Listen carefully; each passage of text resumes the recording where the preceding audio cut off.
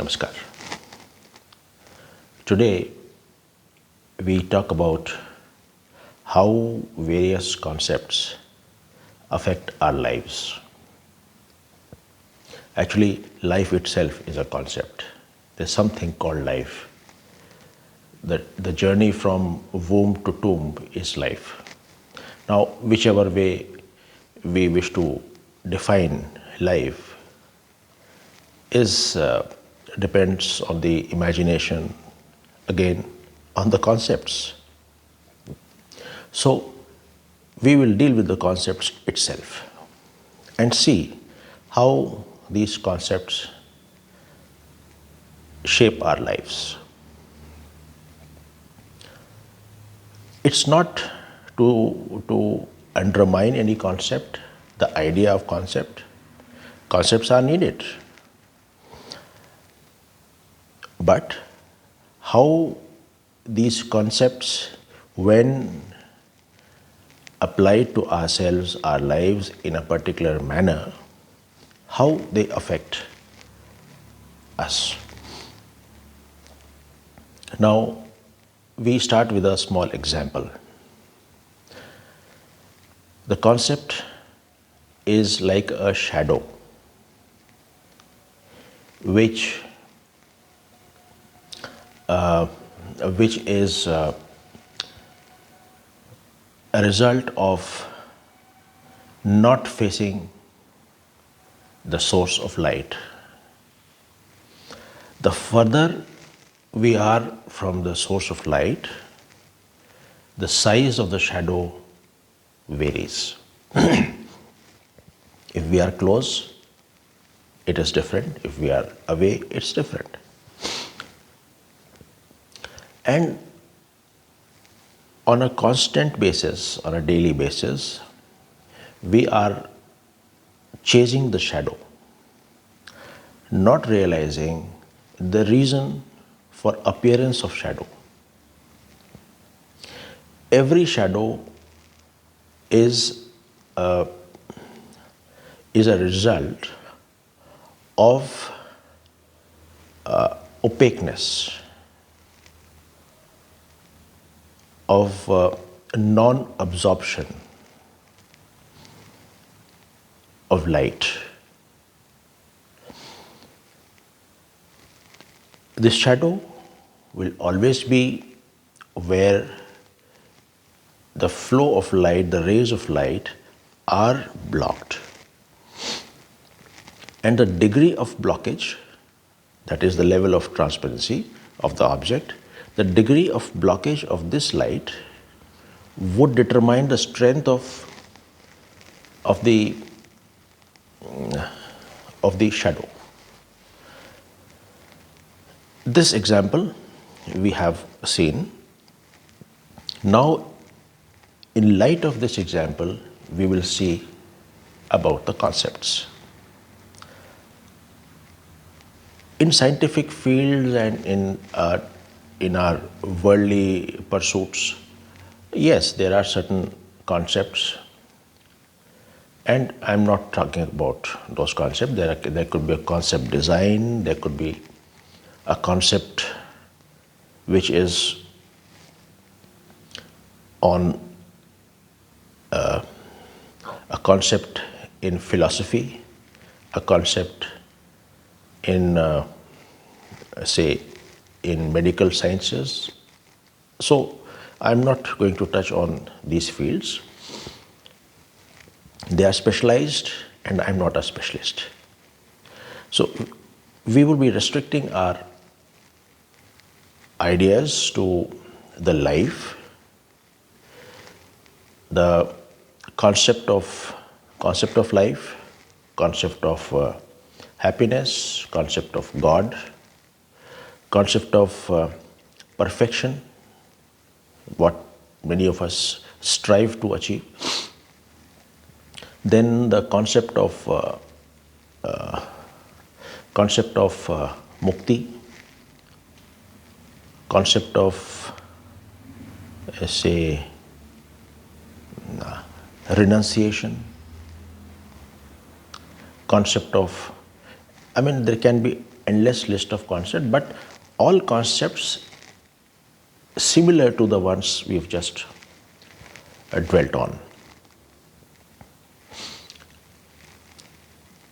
The concepts are the ones which make us opaque. The rays of light, of knowledge, do not pass through, and as a result, there is a conflict. In many cases, there is a conflict. The conflict gives rise to desires and the natural propensity to then start choosing good or bad, accepting or rejecting. So, when we start choosing, this process again gives rise to desires. So, it is an endless process. We take an example in a story. It is a story of Osho. There was one very skinny person in a village, and so once upon a time, one day he decided to challenge a bodybuilder of the village, a known bodybuilder. He had defeated everyone in a duel, in kushti. So one day this gentleman, he said, I challenge this man, he cannot defeat me. Now everybody laughed. They said, look at yourself and look at this person. Even if he blows air onto you, and you will just vanish, you will go flying. So what are you talking? He says, no, this fellow cannot defeat me. Finally, everything was arranged, and the day of the duel came, and both of them were standing up in front of each other, facing each other.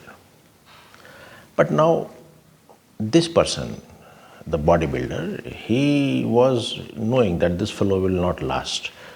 So finally he asked, see, we will go in for a duel, but please tell me, why do you say so? Why do you say I cannot defeat you? This fellow says, even before you strike a blow,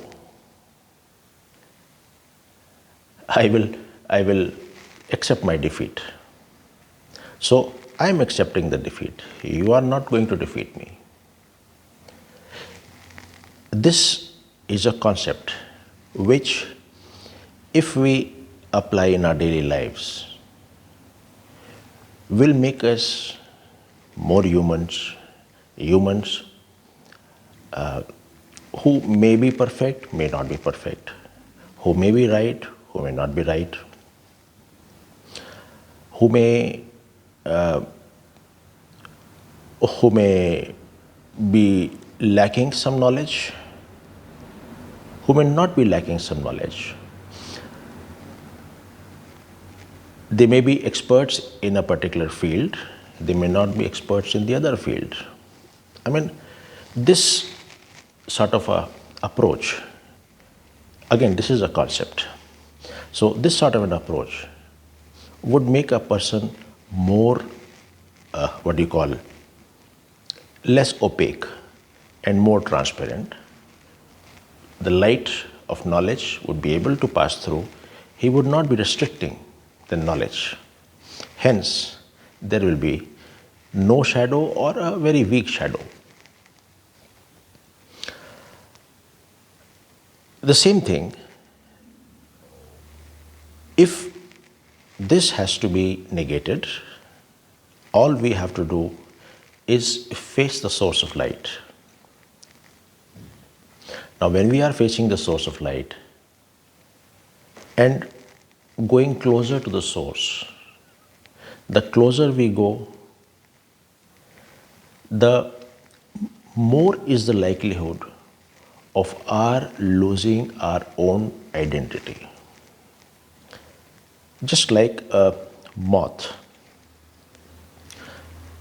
A moth gets drawn to the source of light, and at one point he just is so close that he gets burnt.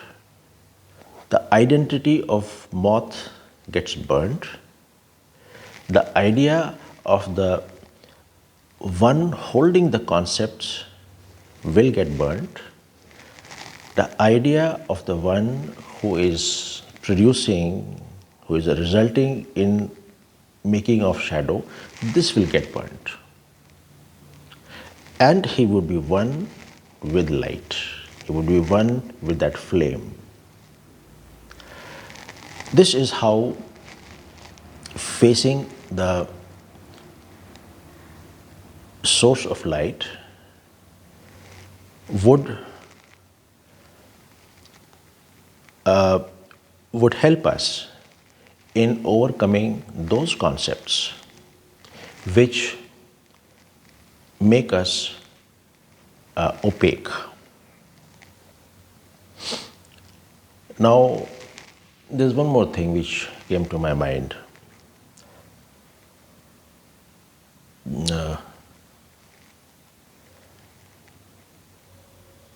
I'm sorry, it came to me as a flash and I've forgotten.